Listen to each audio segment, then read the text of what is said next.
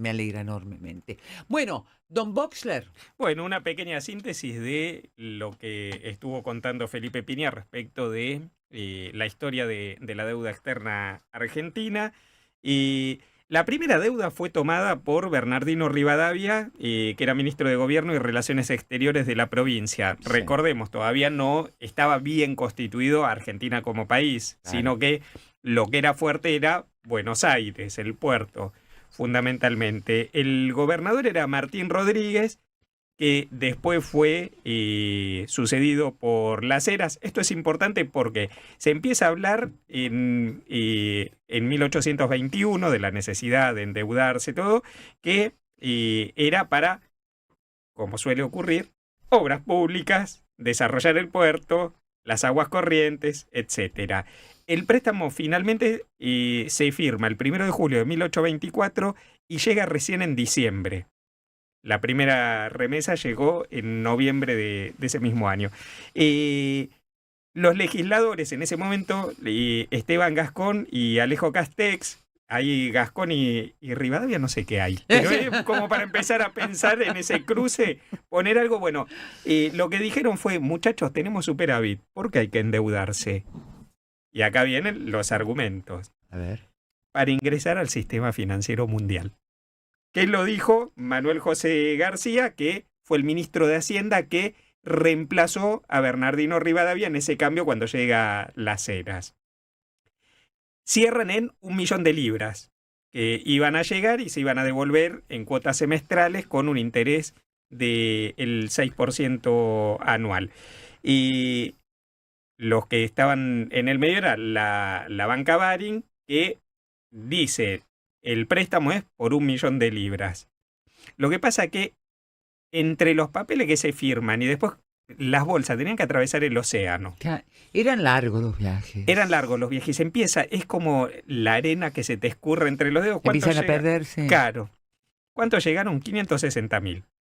De 1 millón, digamos, se perdió ya el 44% Claro. entre comisiones, etcétera, etcétera. Viajes largos en esa época. Sí, los negociadores fueron 3 ingleses y 2 argentinos, entre ellos Castro, Parish Robertson, Braulio Costa, Miguel de Riglos y Juan Pablo Sáenz Valiente. Son los que negociaron y los que fueron mordiendo ahí Ahora, una la culpa tajada. seguramente lo tuvieron algunos marineros de porquería que viajaban. El kirchnerismo.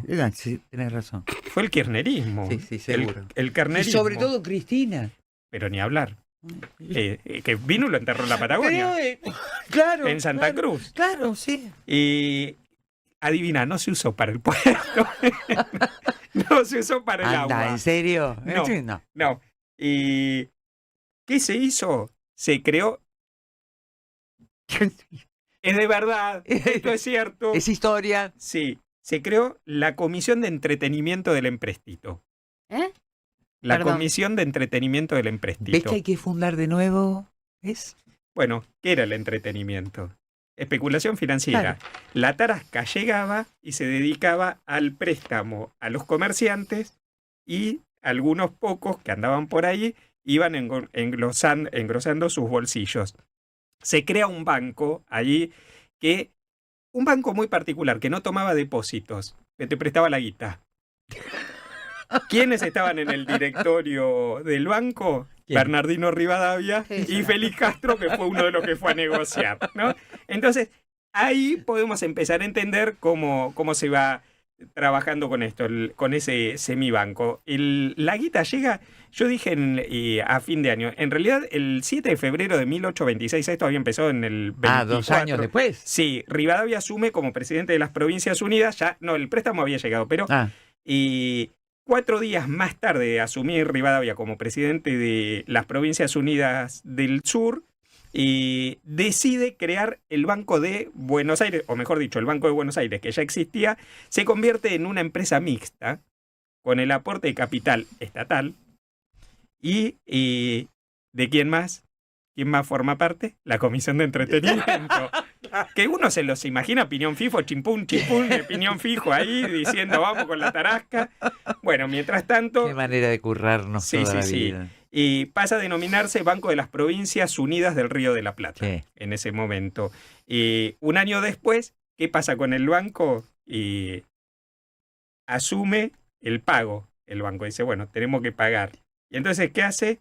Le dice al gobierno, che, ¿qué tal si te haces cargo vos de las amortizaciones? Es la primera estatización de deuda. En realidad, es... Cavallo todavía no estaba ni en el espermatozoide de su bisabuelo, digamos. Sí, y así que bueno, termina haciéndose cargo el Estado de la Ciudad de Buenos Aires. Y en el medio empieza, che, tenemos que garpar, ¿qué hacemos? Qué quilombo, tenemos que pagar obligaciones por 500 libras más los intereses, es un despelote. ¿Qué hacemos? Tomemos nueva deuda. Y llegan nuevos empréstitos. En 1874 se produce un default, el presidente era Avellaneda, que esta frase es de Avellaneda, en cualquier momento lo va a citar nuestro presidente. Dijo... No, para eso tendría que leer historia. Bueno, alguien se lo puede... pero le pueden decir, mira, que encontramos un pensador que representa lo nuestro. ¿Qué dijo Avellaneda? Los tenedores de los bonos y los extranjeros tenedores de los bonos de deuda argentino pueden quedarse tranquilos que el pueblo argentino pagará con...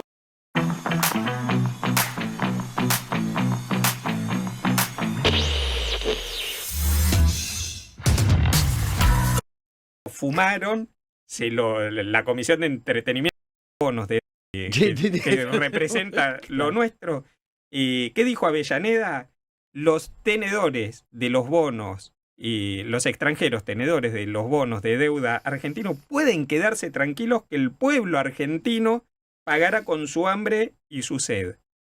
Es decir, el préstamo se lo fumaron, la Comisión de Entretenimiento, chipún. Pero el mensaje de hijaputés era el mismo. Sí, el tema es... 1864 estamos. No, 1874. Ah, sí, bueno, perdón. Ahí los chinos no sé... Queremos volver a 1870, claro. Según Milei. Claro, el tema es que, como siempre, ahí Avellaneda lo dice clarito, con el hambre y la sed del pueblo, que no vio un solo duro. En 1887, con la presidencia de Juárez Celman, se hace la ley de bancos garantidos.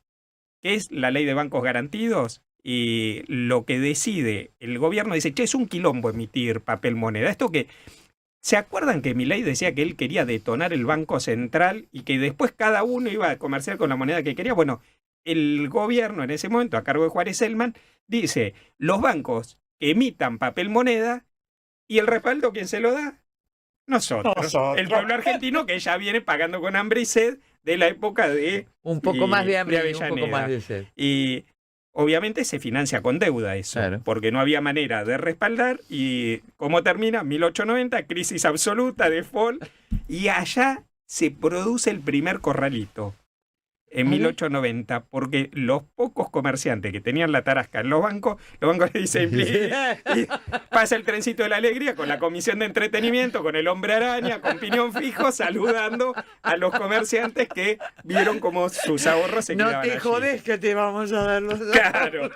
Y durante la Segunda Guerra Mundial, en la crisis de 1890 es muy importante esto, y aparte del default y demás, ¿qué nace en ese momento? Un partido popular, la Unión Cívica que se convierte en Unión Cívica Radical cuando dicen vamos a patear la puerta de los bancos. Sí. Porque eran Unión Cívica hasta que decían está mal lo que están haciendo, hasta que tiraron 3 cascotazos y dijeron... Le tocaron su guita y se convirtieron en radicales. Somos los radicales a partir de ahora. Bueno, en 1947, y producto de lo que había pasado en la Segunda Guerra Mundial, Argentina no solo, 1947 no me acuerdo quién era, según Jonathan Viale, ahí creo que era Ilia el presidente.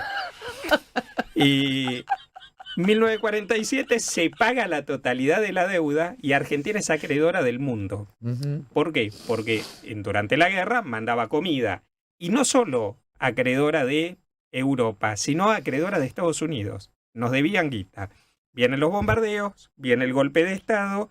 En 1944 se hace el pacto de Bretton Woods, se crea el Fondo Monetario Internacional y se ingresa al fondo en 1956 con Aramburu y Rojas.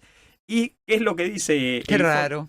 ¿Y qué es lo que sugiere el Fondo Monetario Internacional? Que después cada tanto va a decir mala mía. Y entra con un plan de ajuste que es liberación de precios, congelamiento de salarios y baja del consumo. ¿Para qué? Para tener los saldos exportables